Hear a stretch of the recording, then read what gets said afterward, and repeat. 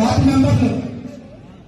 ఈ విధంగా మనందరం కూడా మన నాయకుల్ని తప్పుపట్టడం గడిచిన 5 ఏళ్ళలో అలా జరిగింది ఇలా జరిగింది మనకు సరైన రాజకీయాలను ప్రక్షాళన చేయడం అంటే గతంలో రాజకీయాలు నాకు అవకాశం వస్తే నేను దోచుకోవడం, నీకు అవకాశం లేకుండా పారదర్శకంగా నియామకాలు జరిగాయి.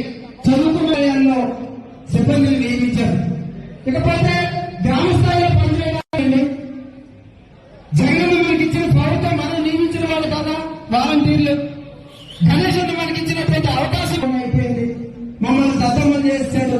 ఎంతసేపు జగన్ నిందించడం, గణేష్ నిందించడం, దీనివల్ల మనకు ఒరిగేది ఏమీ ఉండదు. మనం చేయాల్సిందనే ఏంటంటే ఈ సంవత్సర కాలంలో ప్రజలు ఏ విధంగా నిలబెట్టుకున్నారు ఆ వ్యత్యాసం తెలియజేయాల్సినటువంటి అవసరం వైఎస్ఆర్ కార్యకర్త ప్రతి ఒక్కరి మీద ఉంది.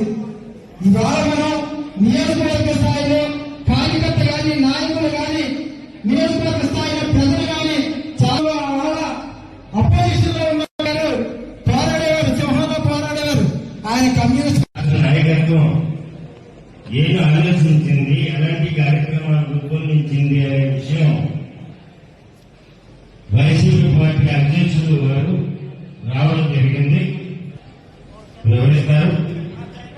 చాలా మంది నా ముందు మాట్లాడినటువంటి పెద్దలందరూ కూడా చాలా చక్కని ఉపన్యాసాలు ఇచ్చారు, చక్కని విషయాలు వివరంగా తెలియజేశారు.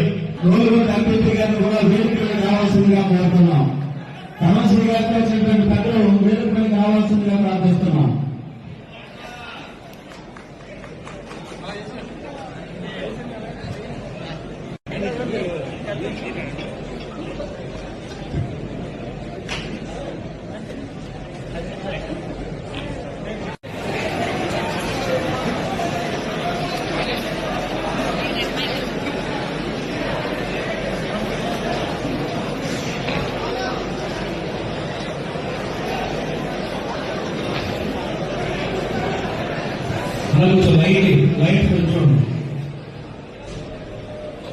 లైట్ కొంచెం చూడండి.